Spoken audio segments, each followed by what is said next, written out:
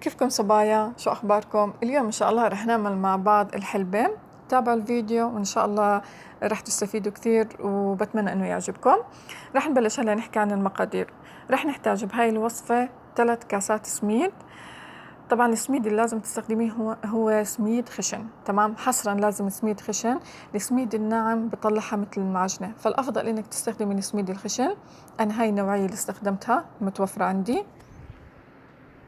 هلا راح احط معها كاسة طحين. بالنسبة للطحين اذا ما بدك تحطي طحين ممكن تحطي كاسة سميد. الطحين هون بما انه انت حاطه حبوب مثل حبة البركة والسمسم فهو بمسك الخلطة، يعني بعد التقطيع ما بتصير تفت معك، فالافضل انك تحطي طحين. راح نحط حبة البركة معلقتين كبار، وسمسم معلقتين كبار، وحليب بودرة معلقتين كبار، طبعا اختياري حليب البودرة. السكر معلقتين كبار، وراح احط معلقة كبيرة ينسون، تمام؟ بالنسبة لحبوب الحلبة انا هون طبعا بتستخدمي نص كاسة حلبة حبوب، بتنقعيها قبل بيوم، وثاني يوم بتكبي ميتها وبتغليها بكاستين ونص مي، تمام؟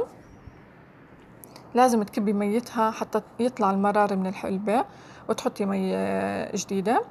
هلا هون الخميرة راح نحط معلقة كبيرة ومعلقة صغيرة بيكنج باودر مع رشة ملح، تمام؟ هلا في البداية راح نخلط المكونات الجافة كلياتها مع بعض.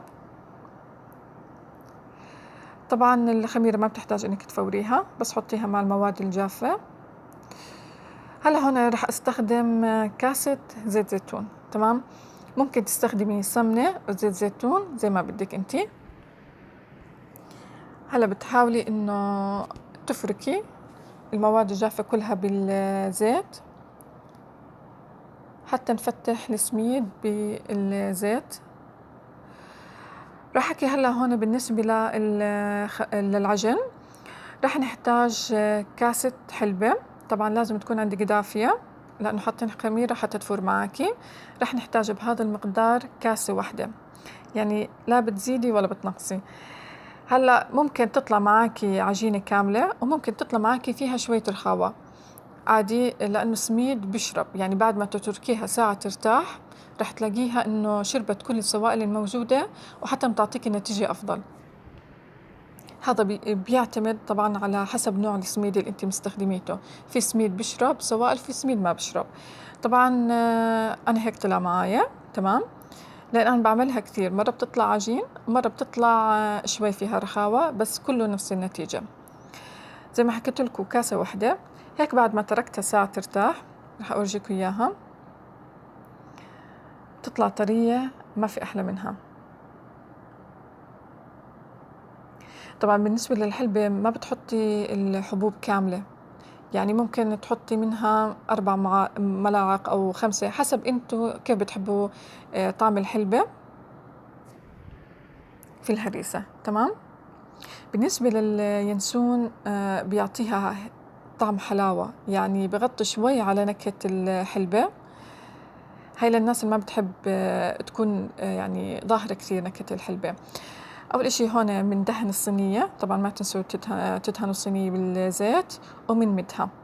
طبعا حجم الصينية هاي 35 سنتي، تمام؟ بفضل إنك تستخدمي هذا النوع من الصواني حتى وقت التحمير ما تغلبك، تتحمر كلياتها مع بعض. رح أحكي شغلة بالنسبة للخبز، بتخبزيها على درجة حرارة 180 من تحت. لما تحس الأطراف تحمرت وهي شوي تحمرت من فوق بتشغلي الغاز من فوق، تمام؟ هلا رح أحكي لكم شغلة أنا بحب أعملها، بحب أدهن الوجه قطر حتى يعطيها اللون الذهبي بعد الخبز، يعني صراحة لونها بيطلع كثير حلو. هلا بدهنها وبدخلها الفرن، تمام؟ بالنسبة للقطر هون رح نحتاج 3 كاسات سكر مع كاستين مي وعصرة ليمون بنغليهم، وبنشرب الحلبة القطر.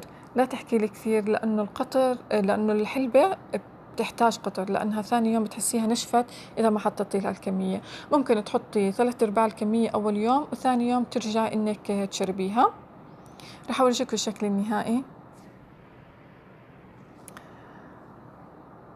طبعا بتمنى ان هالوصفة عجبتكم، وان شاء الله انكم تستفيدوا فيها، واذا عجبكم الفيديو ما تنسوا اللايك للفيديو والاشتراك بقناتي، ويعطيكم العافية.